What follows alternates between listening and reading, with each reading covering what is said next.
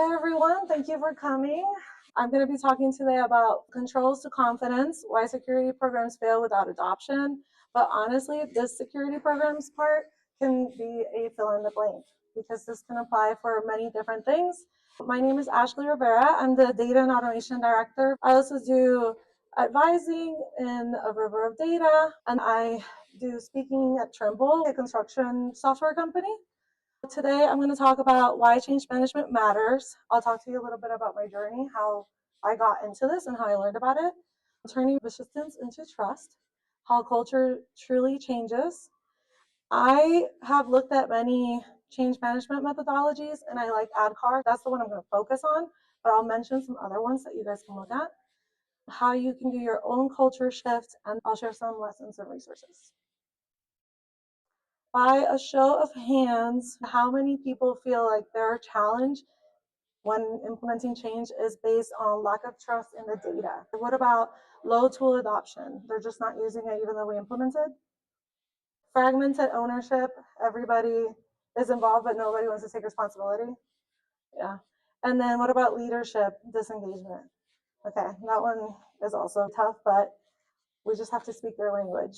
The paradox every security leader knows is controls are implemented, dashboards exist, scanners are running, findings are logged. However, leadership is seeing all the reporting, but no action is being taken. It doesn't mean anything to them.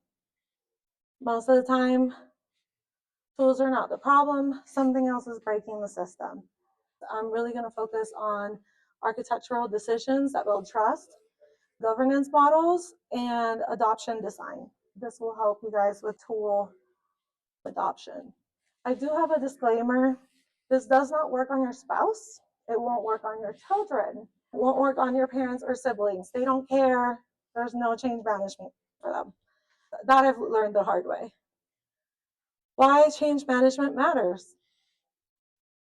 One of the most common issues you see is everybody wants to be involved. Maybe everybody should be involved, but nobody wants to make a decision or even act on anything. Everybody has like, yeah, I know we should do that, but maybe we'll do it later, or it's not important right now. So everybody's wishy-washy.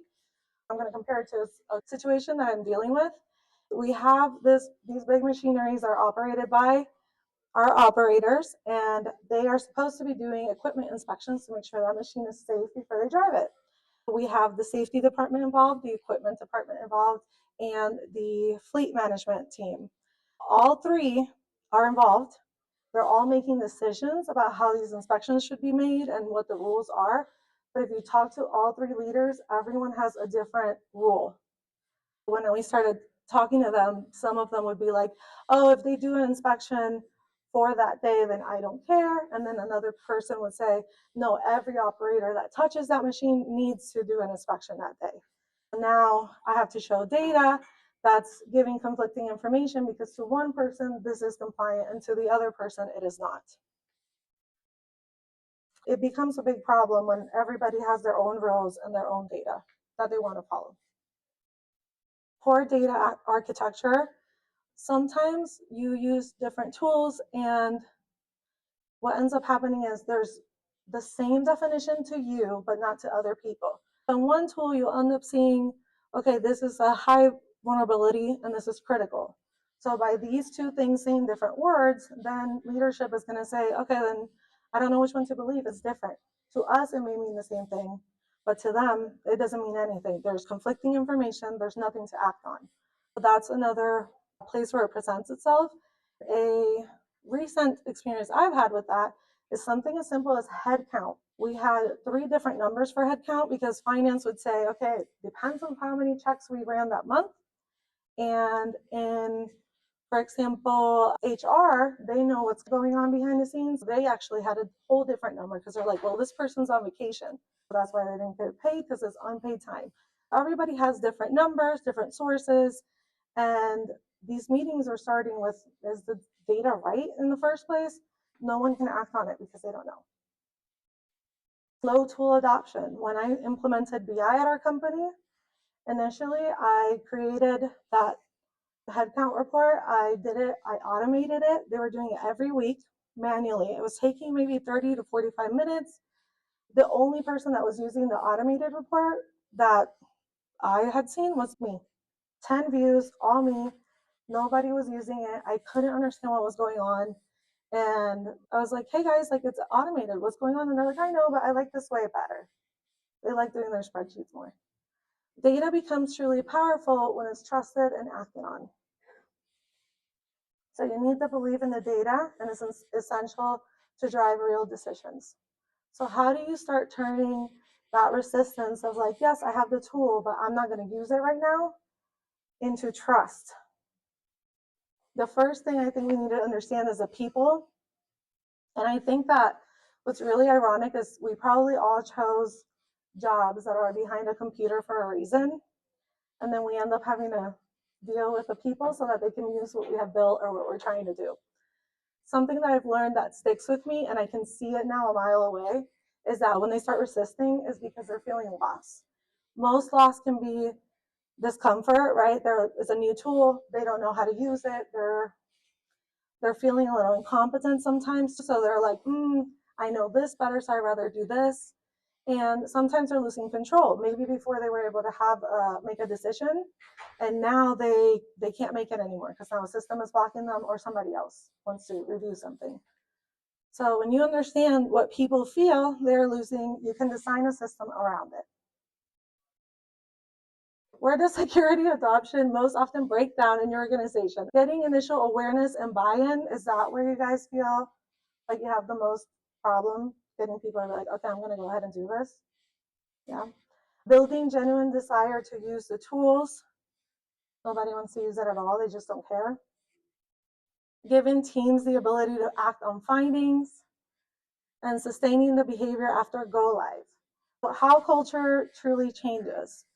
This is where I'm going to talk about ADKAR, which is awareness, desire, knowledge, ability, and reinforcement. These are other ones that are very popular, but ADKAR is mostly used for technological. That one also works better with our world. What is ADKAR? What I like about this, by the way, is like it's a flywheel. And even though the arrows are all going this way, it can be any way. It could be backwards. You might find yourself over here and then you have to go back and then you can jump across it. I can tell now because I've had more practice what exactly is going on with the team that I'm trying to convince to use a tool. In the beginning, it's kind of difficult, but going in order definitely helps when you're starting out. And then you'll know when to jump or when to go back and fix something. So the first one is awareness. First thing you want to do is make everybody aware that you're going to make a change. We're also going to go over do's and don'ts, what are best practices and what are not. The second one is desire to participate and support the change. Third, knowledge of how to change. Fourth, ability to implement desired skills and behavior. And the fifth one is reinforcement to sustain the change. And that's one that I missed for a long time. So the first one is awareness. Creating awareness goes beyond announcements. I think that's something that big companies fail a lot in. We like to send people an email. They're like, surprise, we're going to have to change this. Employees must understand and agree with the reasoning. So not only do you not send an email, hey, we're changing this, you also explain why you're doing it. But you don't want to tell them you're going to just deploy a tool, the email, no context. It creates confusion. How do you tell the team? You can sit with the team and explain it to them. I like this way better. There was a time that I was having a lot of difficulties because I would automate someone's job or a part of their job, and it would be very confrontational. So I would end up giving it to them and being like, there you go, bye, because I didn't want to have that confrontation. But now I sit with them, I explain it to them, and they're definitely more helpful. They actually help me in building it. So show risks and why it's necessary. It has to be a two-way understanding. They really need to understand what is happening and why. That's the most important part. If they don't get the why, it's not going to happen. This type of awareness will create buy-in and engagement. Can't promise that will happen for everybody, but you'll get most of them. The second part is building desire, which goes beyond compliance. Employees must want to support and participate in the change. That one's different because this part is not just about your why. Now it's about their why.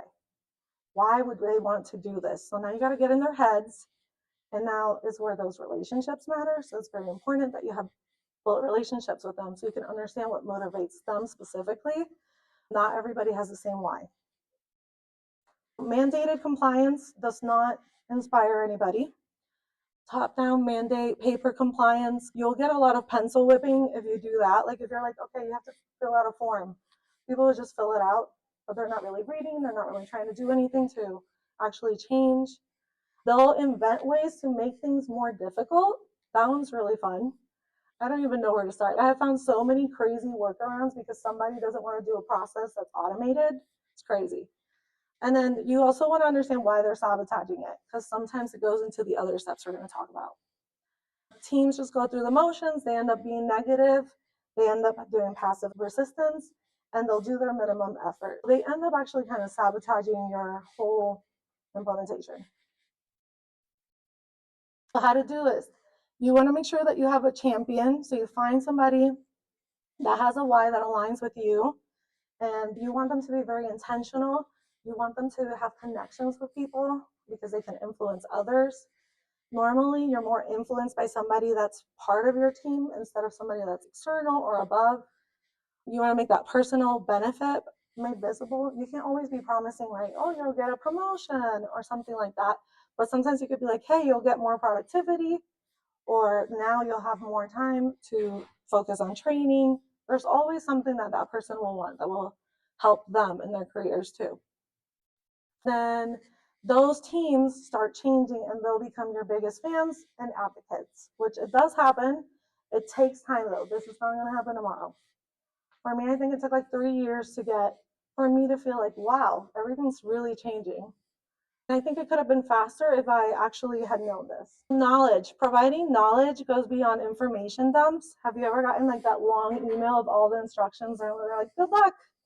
Well, no one reads that. And if they do, they kind of like scan it. So then they're like, oh, it said do not do that. I thought it said do that. They need context, they need it to be accessible, and they need to have practical understanding of how to do that change. So first I'll tell you how not to do that. One, training for everyone. I don't think it should be like what I'm doing to you guys right now, which is talking at you. I do like it when they're interactive. I try to make everything, there's been a few interactive classes here that have been really cool.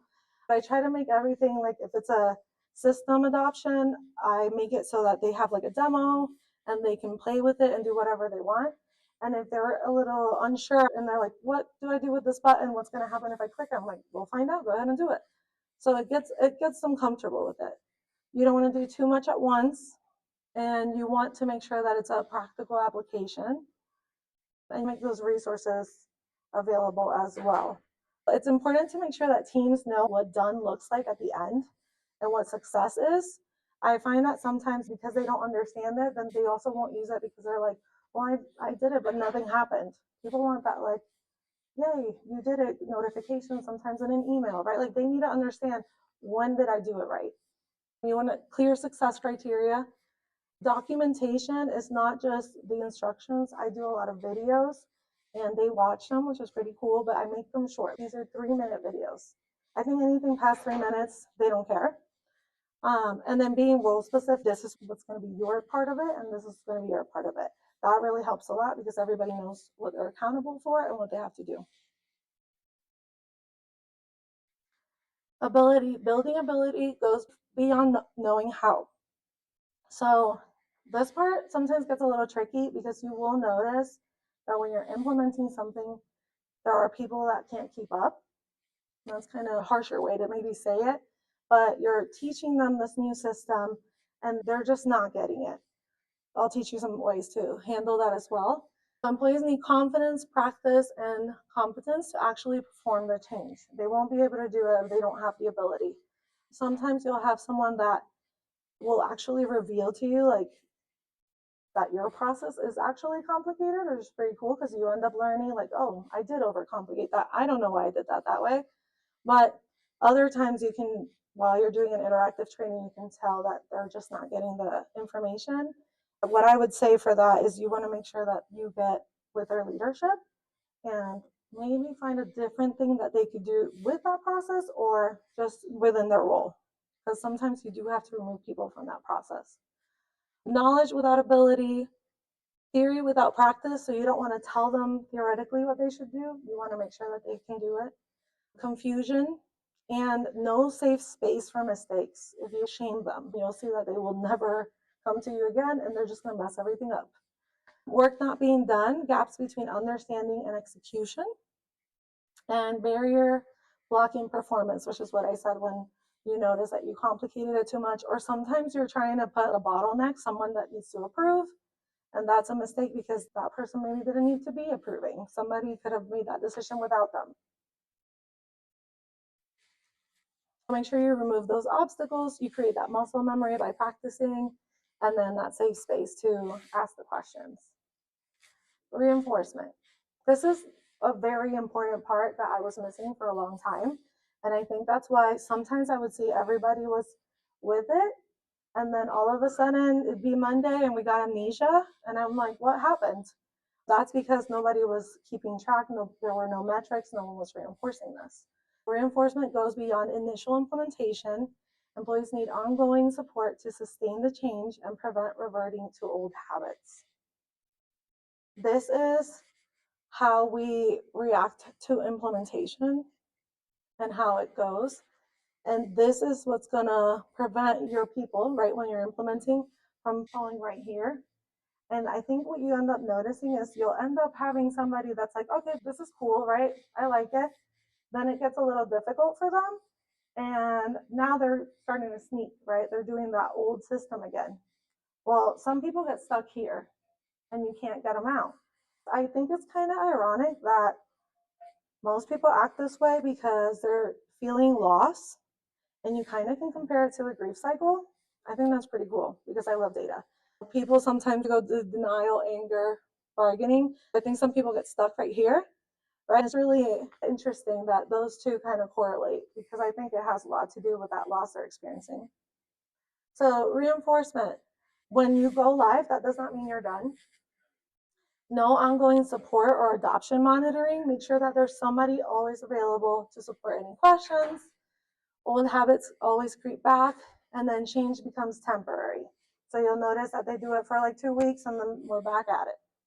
So you want to monitor the adoption signals, recognize and reward teams. I think something that really helps is when you let leadership know, like, hey, he's adopting it and he's doing great. And leadership can kind of start talking about how they're doing. I think that really inspires others. Quick intervention, no shaming them though, going up to them, and I've learned to ask the question of like, why did you decide to do that? And they'll answer and you'll understand what's wrong with either your system or with their behavior, and they'll know you're paying attention, so they'll do better next time. You want to embed change in the culture and systems. Sometimes people just keep doing things they're not supposed to, and so then I make it impossible for them to do that thing. But I try not to do that. I try to just communicate. It takes time though. So how do you start your culture change? First important thing is if it's not simple, it's not going to be adopted. I would say dashboards are very important to monitor your metrics and your usage. Finding reports, right, when you're seeing that there's errors or problems, always make sure that you're open about those. And defining outcomes, making sure that if they think that it's one way, that you're like, no, this is what we're doing. Everybody has their role and you're meeting whatever goals you set. It's important to also set goals. Designing for governance and sustainability. Documented ownership, make sure everybody knows who's responsible for what. Have it written, have that documentation. I will say that also when people slip back into old ways, I do document that by writing an email. I'm kind, but I'm like, hey guys, you know, just a little reminder, which I'm sure they get annoyed, but it's good because sometimes you need to have the conversation of like, we've talked about this 5 times and it keeps happening. Observability, the system tells you when it stops working before the data is stale. I do have a lot of notifications when I notice something is wrong. I'm getting notifications depending like on what's happening, and then I know, okay, there's a problem with the system I've created, so I need to start changing it, and that's important for you to look out for it as well. Trust before technology. So You want to have your teams involved early if you want them to participate and adopt it. You want to define what good looks like. If they know what to do, they'll take action. When they don't know what to do, they're just going to ignore it. And you'll keep people on in your teams longer because they're going to be happier with you. You'll have less problems. So what do you do Monday, right? When you go back to work and you're like, okay, I am going through some of the situations. How do I start dealing with it? First, you want to ask where your people are in the ADKAR journey. If you're trying to implement a system, find out where they're at and see what is going to be your next step, right? If it's knowledge, then let's go back to training. If it's reinforcement, start doing a dashboard, collecting the data that you need to start tracking that. You want to tailor your approach. Different teams may be at different stages. You want to create a communication plan. This structure here has helped me a lot with emails. I actually have a AI prompt that I'll blur out everything I want to say and then it'll fix it for me into this. And I keep them short and I say, okay, what is this email about? Why are you getting it? And next steps. And I try to simplify that because you do have to keep it very simple. Again, they're not reading these emails. Then measure your progress. Make sure you also have a champion. Having those champions is really going to help you implement everything. So you want to identify and empower them, use peer influence, success stories, tell leadership, address concerns and provide extra support, and understand root causes. Then you can move through that next step of like providing coaching and things like that. Define success metrics. What's very important for the leadership team, they're not focused on what we're doing every day. They're focused on outcomes. This is the part that helps them get engaged into it. Another thing is proving the value that you're bringing. For my boss, it's about the money. Pretty much it's like everything has to start with how much money is it bringing to the company, or productivity, how many hours is it saving. But that's the main focus. He just wants to know there's going to be money and productivity. So that's how you get leadership, and showing them, hey, this is my goal and here are the metrics. Don't pick a lot of metrics either. That's very overwhelming. I would say what I like about dashboards is like, I always think about it like the dashboard of your car, right? You know, if you need to take it to the shop, hopefully, you know, if it's heating or if you need gas, that's kind of all you need to know. So that's what they want. They just want to know, can I get to place A in place B? That's it. So what confidence actually looks like. So you'll start seeing that leadership is engaged and they'll defend what you're doing. And that's really cool. When they're like, hey, this is what we're going to do. They start talking to everybody and they start having these side conversations with the people involved too. Trust the signal enough to escalate without second guessing the data. That could be for analysts or anybody else working in that project change. Make sure that everybody understands, okay, I got it, now I know what to do. And you're going to see that starts happening. They'll start coming less to you because everything's now crystal clear. Then you can engage with remediation rather than routing around it. So instead of you playing defense, now it's like offense, and you're finding yourself doing things to make what you have implemented better instead of trying to get everybody to your place, right? To the point where they're actually doing it. So ADKAR isn't a project methodology, it's a mindset. Every time we're doing an implementation, no matter what it is, we think of ADKAR and how we're going to apply it to a specific thing. Now, something that I have started doing it as well is I'm starting to plan the ADKAR at that beginning stage when they're asking me to automate something. That's when I implement this and I ask them, how do you think we're going to involve your people? Because then they also help me. It's no longer me trying to fight whatever has been implemented. So I have some scenarios for you. I wanted to just see if we could practice a little bit some scenarios, and you guys can shout out me what you think you would do and what ADKAR stage you think this is at. So your team rolled out a new vulnerability dashboard 6 months ago.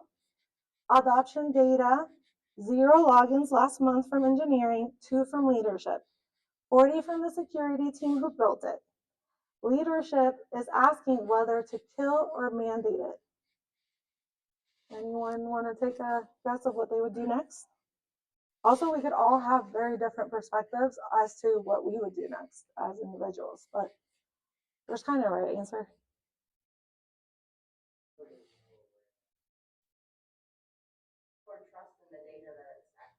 Yeah.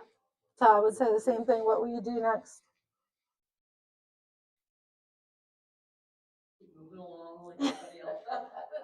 Just ignore it, let him fail, or kill it. I would say if it's awareness, you need to kind of start over sometimes and get with the people and start telling them your why and finding out those whys. That would be what I would do. Another thing is you can ask them, hey, I've noticed we've had this dashboard for 6 months. You've never looked at it. What happened? It is a little confrontational, but they'll tell you, like, oh, last time I looked at it and it wasn't working, or last time I looked at it and it wasn't up to date. Why didn't you tell me? Right? And then they realize, okay, I got to communicate too. They have a part in this.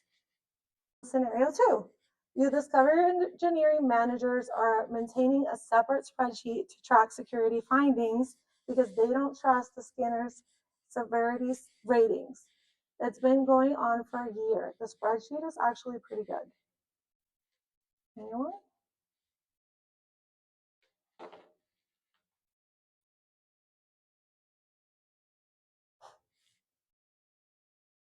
I'll call on you. I'm gonna get confrontational. Okay. You could shut down the spreadsheet. That's an option. Yeah, you could do that. So I think in this point, we're in reinforcement and we have to see what's going on. We do have to kind of jump into the desire. Why are we doing this? Do you understand, that we're doing this? I'm sorry, for awareness first, what this is why we're doing it, and then desire. Why does this help you? Right? And then reinforcement to make sure they stop using that spreadsheet.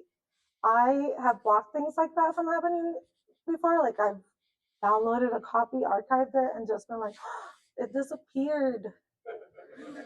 I don't know what happened. I hope my manager doesn't hear this because it's being recorded. Okay, so the champion who left. So your best security champion, the engineer who ran lunch and learns, answered questions in Slack, made the tool stick on their team, just took a job elsewhere. Adoption on their team is already slipping 2 weeks in. What do we do?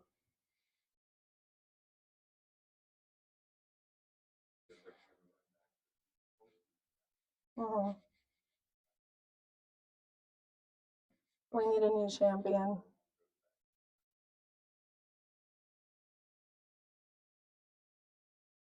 Yep. So that's why I wanted to do these scenarios because I think it shows that you do skip around and that it's okay to start and go back because that has really worked for me. And so I'm an all or nothing person, right?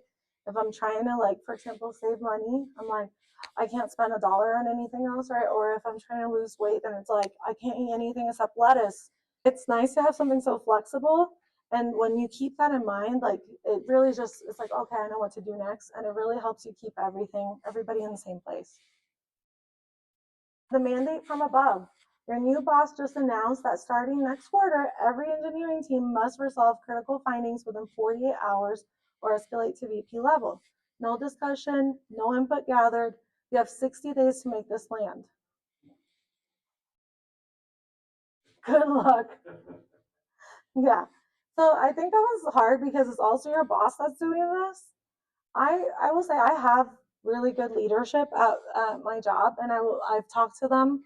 This is being recorded, by the way, so I have to say that. No, I'm kidding. No, I do have. I'm lucky. I have good bosses, and I have actually had to have those conversations with them and been like, "Hey, we didn't really handle the change management part really well. If you have a good rapport with your boss, I would say definitely talk to them and say." You can introduce this to them, but maybe say like, hey, next time you're going to implement something that's affecting my team, can you give me a heads up? And then I can help you, right? I'll be your champion. But you can also always just be the champion of your team and you start the awareness like, hey, I know you guys just got that email, especially if you're the manager, right? I know you guys just got that email. We're going to do this because of this. And then you just kind of take over and you inspire your team because they're not going to like it. There's going to be a lot of resistance. So these are just questions for you guys to think about before you head back to your work, right? Like where in your organization does ownership of finding actually break down? What would it take for your leadership to act on a dashboard without asking for a briefing first? What is one thing your team stopped doing because the tool made it harder, not easier? I think these are good questions for you to start thinking about. I have a QR code for you guys to scan. I don't know which one is which. Oh, okay, I do. This one, if you want to add me on LinkedIn or email me, you can do so. And then this one, I have like a feedback form. It can be anonymous. If you don't want to give me your name, that's okay. Everything's optional on there. And it's asking a few questions of like, hey, do you want the PowerPoint and stuff like that? If you want to be mean in the feedback, right? And then you still want the PowerPoint, just do 2 forms, one without your name and one with. It's okay, I can take it. This helps me be better when I participate in these things. And yeah, I love being with you guys, and this is fun. Does anybody have questions? On the last use case you had with that field, disclaimer on who you shouldn't use ADKAR. Field that you shouldn't. That was the same thing that we shouldn't use ADKAR backup. You can, but you have to be subtle. You can't just be like, hey, you don't know how to do change management. You're a leader. But I think it's a healthy conversation to have. And I will say, back to what I said earlier, where now when I start a project, that's what I talk about in that like intake moment. I sit down and I'm like, okay, how are we going to handle change management? So they know this is what I'm going to talk about already. So now it's kind of like I'm sure they're tired of hearing it. So they're like, okay, yeah, let's talk about how we're going to make everybody aware. And I'm like, okay, it has to be emails. We need frequent asked questions when we do the knowledge part. We need lunch and learns. So I think you plan it with them and they'll get more used to it. But in the beginning, it's a mindset, and it's not easy to get them all there, but you can take them slowly. Even in something like that, it could be as simple as asking how long does it take out. It's entirely possible you actually need this. True. Sometimes I don't have the data. I've had that happen too, where I'm like, I've seen emails that have come out similar to this, and I've been like, they obviously don't know what we do because we do this. Yeah, so I've had those moments multiple times. Anybody else? No? Well, you guys are welcome to reach out if you have any questions or want the presentation. If you're also dealing with anything that you're like, oh, I shouldn't mention that, or I wish to know more, I can definitely help out. I know the person that introduced this process to me, it's like a freaking genius. And so I will say that's somebody I still go to when I'm like, hey, I feel like I don't know what to do here. Sometimes he's told me, right, the hard stuff is sometimes you have to take people out of the process, which I said that earlier when you notice ability or even desire, right? If they literally don't care and you have tried and tried, and they are not cooperating, the conversations get a little tougher. But I think that most people, I like to think that most people try to do their best. So I don't think I see it often, but it's happened. So yeah, feel free to reach out. I can give, yeah, thank you.